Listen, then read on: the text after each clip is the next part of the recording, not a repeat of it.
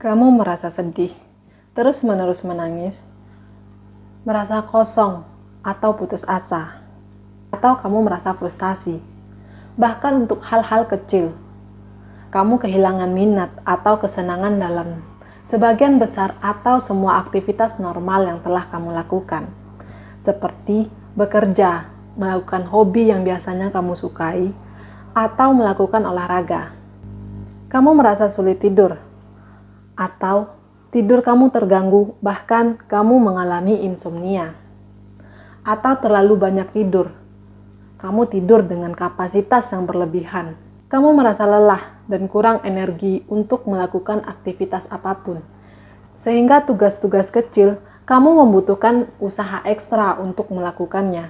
Dan hanya terpaku pada kegagalan masa lalu, kamu sering berpikir tentang kematian yang sering dan berulang-ulang, berpikiran untuk bunuh diri, atau bahkan pernah mencoba usaha untuk bunuh diri, atau menyakiti diri sendiri, atau saat ini masalah fisik yang kamu alami tidak dapat kamu jelaskan. Mungkin hal tersebut menunjukkan gejala kamu depresi. Apa itu depresi? Depresi adalah gangguan suasana hati yang menyebabkan perasaan sedih dan kehilangan minat terhadap aktivitas atau sesuatu hal yang sebelumnya menarik bagi kamu dan sekarang tidak menarik lagi, dan hal itu terus-menerus kamu lakukan. Dan dalam jangka yang relatif lama, itu mempengaruhi bagaimana kamu merasa, berpikir, dan berperilaku, dan dapat menyebabkan berbagai masalah emosional dan fisik.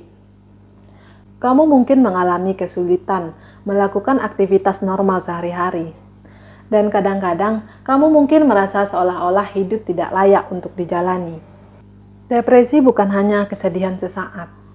Depresi adalah kesedihan yang berlangsung lama. Lebih dari sekedar kesedihan, depresi bukanlah kelemahan, dan kamu tidak bisa begitu saja mengatasinya. Depresi mungkin memerlukan pengobatan jangka panjang, tapi jangan patah semangat. Kebanyakan orang dengan depresi merasa lebih baik dengan pengobatan, psikoterapi, atau dengan keduanya. Meskipun depresi mungkin terjadi hanya sekali selama hidup. Orang biasanya memiliki beberapa episode. Selama episode ini, gejala terjadi hampir sepanjang hari, bahkan hampir setiap hari. Gejalanya mungkin termasuk gangguan tidur, sulit berkonsentrasi, berbicara dengan gagap, sulit untuk berpikir, bahkan sulit untuk mengingat nama orang atau hal yang telah kamu lakukan. Kurangnya nafsu makan atau justru makan berlebihan. Kurangnya penurunan berat badan atau justru berat badan berlebihan.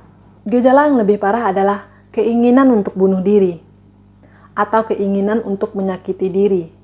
Bahkan adanya itikat untuk melakukan usaha bunuh diri dan berpikiran terus-menerus tentang kematian.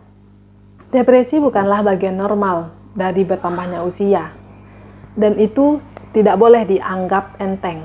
Mungkin kamu bisa melihat pada orang yang sebelumnya sering aktif di luar atau orang ekstrovert tiba-tiba menjadi introvert. Mungkin hal tersebut mereka mengalami depresi yang tidak kita sadari. Jika kamu merasa saat ini kamu sedang depresi atau kamu merasa tertekan, segeralah hubungi psikiater atau psikolog untuk mendapatkan penanganan yang tepat atas perilaku atau kendala yang sedang kamu hadapi. Dan jika kamu enggan untuk mencari pengobatan, bicarakan dengan teman, keluarga, atau orang yang benar-benar kamu percaya untuk kamu bercerita. Jika kamu memiliki orang terkasih yang berada dalam bahaya bunuh diri atau orang yang di sekitar kamu melakukan hal tindakan-tindakan untuk upaya bunuh diri, atau bahkan mereka telah melakukan upaya bunuh diri, pastikan orang tersebut tetap bersama kamu. Jangan biarkan orang tersebut mengurung dirinya sendiri, karena hal itu bisa berbahaya baginya. Jangan pernah meninggalkan orang yang sedang depresi sendirian, karena mereka akan mencoba untuk melakukan usaha bunuh diri.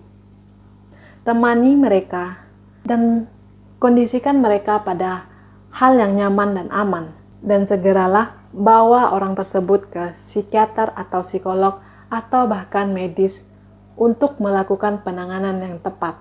Mungkin kamu bertanya-tanya, apa sih penyebab depresi?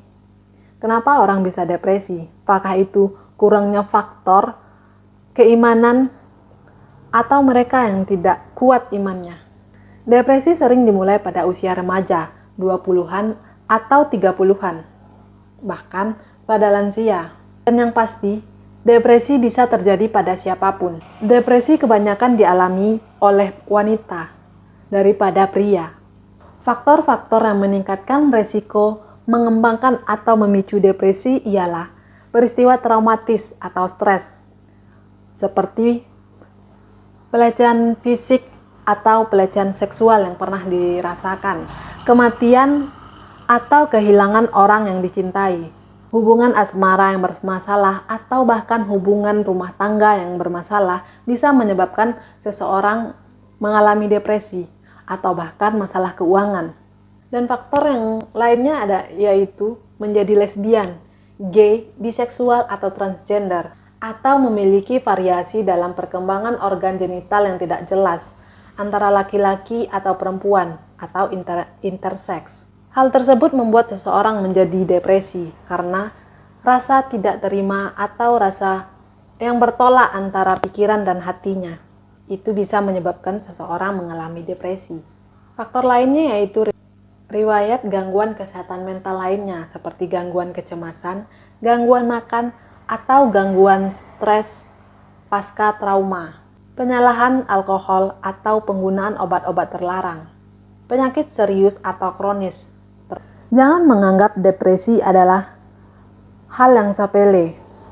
Depresi adalah gangguan serius yang dapat merugikan kamu dan bahkan keluarga kamu dan orang-orang di sekitar kamu. Depresi sering memburuk jika tidak diobati.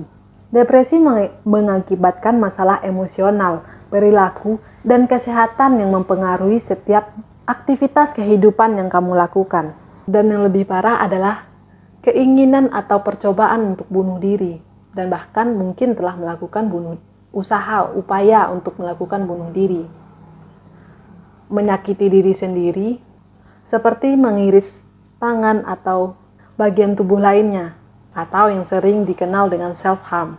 Jika kamu merasakan gejala-gejala di atas, segeralah hubungi psikiater atau psikolog sesegera mungkin, bahkan kalau bisa hari ini juga, untuk mendapatkan penanganan yang tepat dan pengobatan yang layak untuk kamu dapatkan untuk memperbaiki kehidupan dan bahkan meningkatkan kesejahteraan diri dan kesejahteraan psikologis pada diri sendiri untuk mendapatkan kehidupan yang layak kamu dapatkan dan menjadi lebih baik.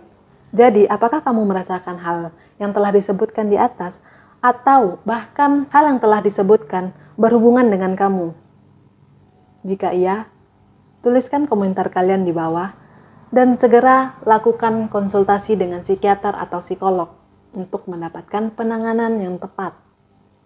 Jika kamu merasa video ini bermanfaat, silahkan tekan tombol suka dan bagikan kepada mereka yang membutuhkan. Jangan lupa untuk subscribe Adisa Siksin Channel dan nyalakan lonceng notifikasinya untuk mendapatkan updatean terbaru lainnya. Terima kasih telah menonton. Sampai jumpa di video berikutnya.